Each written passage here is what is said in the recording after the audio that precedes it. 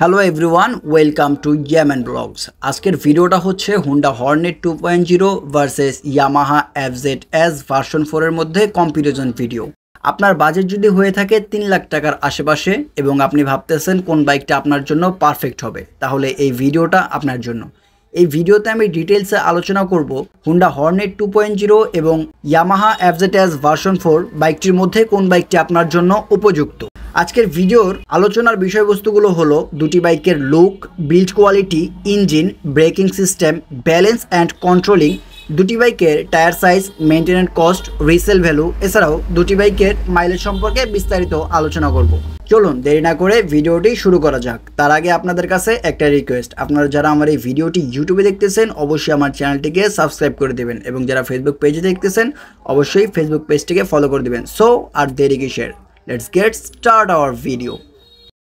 Yamaha FZS version 4 বাইকে seat হিসেবে ব্যবহার করা হয়েছে সিঙ্গেল সিট, যেটা ফ্যামিলি সিট হিসেবে খুবই পরিচিত।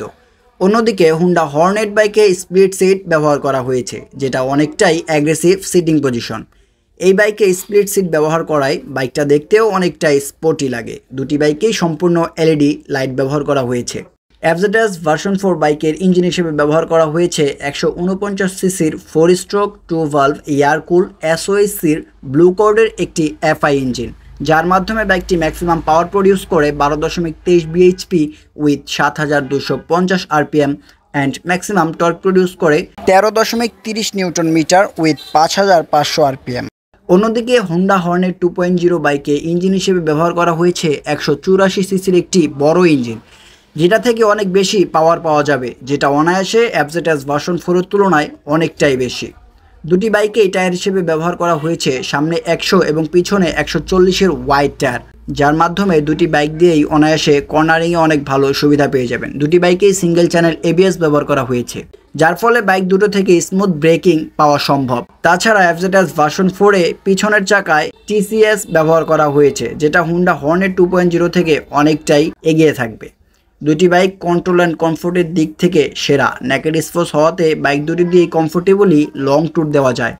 হুন্ডা হর্নেট 2.0 এবং FZS ভার্সন 4 বাইক দুটোর মেইনটেনেন্স কস্ট অনেকটাই কম, যার ফলে অনেক কম খরচে বাইক রাইড করা সম্ভব।